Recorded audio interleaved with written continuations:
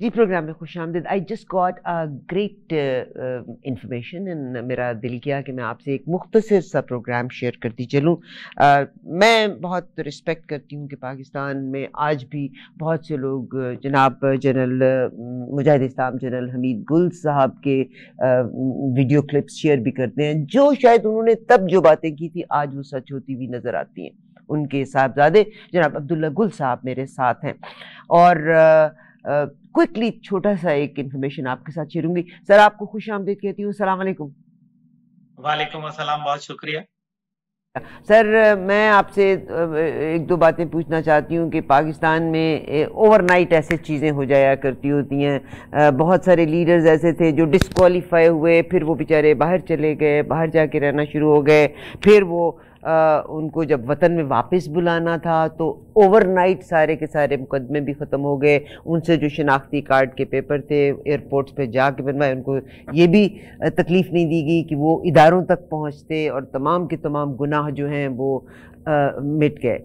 اچھا، یہ طریقہ کار میں جب سے میں نے ہوش سنبھالی ہے تب سے میں دیکھتی چلی آ رہی ہوں. ایک گورنمنٹ آتی ہے، پھر مورد الزام ہوتی ہے، دوسری گورنمنٹ آ جاتی ہے. اب بھی جو صورتحال ہے اور جناب عمران خان صاحب جو ہیں ان کی صورتحال، بڑا قوم کا پیسہ بھی ضائع ہوا.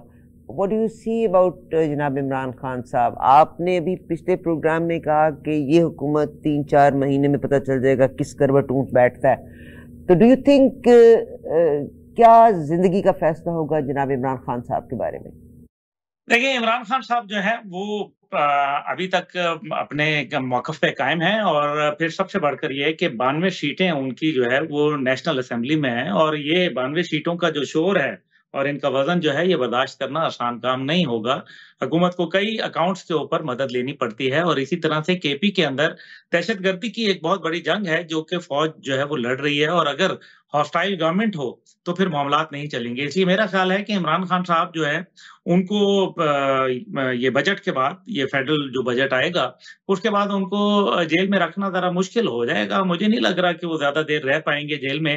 البتہ یہ مجھے معلوم ہے کہ ان کو سعودی عرب کی آفر کی گئی تھی، لیکن سعودی عرب جانے سے انہوں نے انکار کر دیا، کیونکہ سعودی عرب میں آپ کو پتہ ہے کچھ پابندیاں ہیں سوشل میڈیا وغیرہ کے حوالے سے. اس طرح سے جلسے جلوس، اوپنلی ملاقاتیں وغیرہ کرنا یہ ممکن نہیں ہے. اور اگر انہوں نے جانا ہوا تو ان کے جو رفقا ہیں انہوں نے برطانیہ اور امریکہ کی 2 جگہوں کی بات کہی ہے جہاں ان کو کھلی آزادی ہوگی. اس لیے عمران خان صاحب کو اگر آپ برطانیہ اور امریکہ جا کے بھیجیں گے تو پھر وہ تو روزانہ سوشل میڈیا کی زینت ہوں گے، روزانہ یوٹیوب کے پروگرام ہوں گے، اور پوری قوم کے اندر ایک ہیجان ہوگا. یہ برداشت نہیں ہوگا. ان کو آپ اندر رکھ نہیں سکتے اور باہر آپ ان کو چھوڑ نہیں سکتے. اس کو کہتے ہیں نہ جائے ماندم نہ پائے رفتم، لیکن چھوڑنا تو پڑے گا ان کو. عید کے بعد آپ دیکھیں گی کہ عمران خان صاحب جو ہے وہ گرمیاں ابھی جوں شروع ہوں گی، عمران خان صاحب جو ہے وہ باہر آنا شروع ہو جائیں گے. جناب بہت بڑی خبر آپ نے دی. اللہ تبارک و تعالیٰ میرے ملک کے لیے بہتر کرے. میں at the end of the day آپ کی اس خبر کے باوجود بھی میں اور شعور ضرور دیا.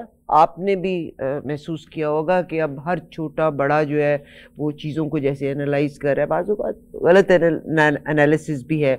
تو بہرحال آرٹیفیشیل انٹیلیجنس کے جہاں بہت سے فائدے ہیں بہت سے نقصانات بھی ہیں. ڈیپ فیک نیوز آپ کو ملتی ہے اور وہ حقیقت کے بالکل قریب لگتی ہے. بہرحال جناب عبداللہ گل صاحب نے ایک نوید سنائی. میں یہ کہتی ہوں کہ اگر ملک کے حالات بہتر ہو جائیں اس سے بہتر اور کوئی بھی بات نہیں ہے. اللہ تعالیٰ آپ کو بہت عطا فرمائے. سر بہت شکریہ فار بینگ ود اس. انشاءاللہ آپ سے دوبارہ ملاقات ہوگی. تب نیکسٹ پروگرام تک کے لیے اجازت دیجیے.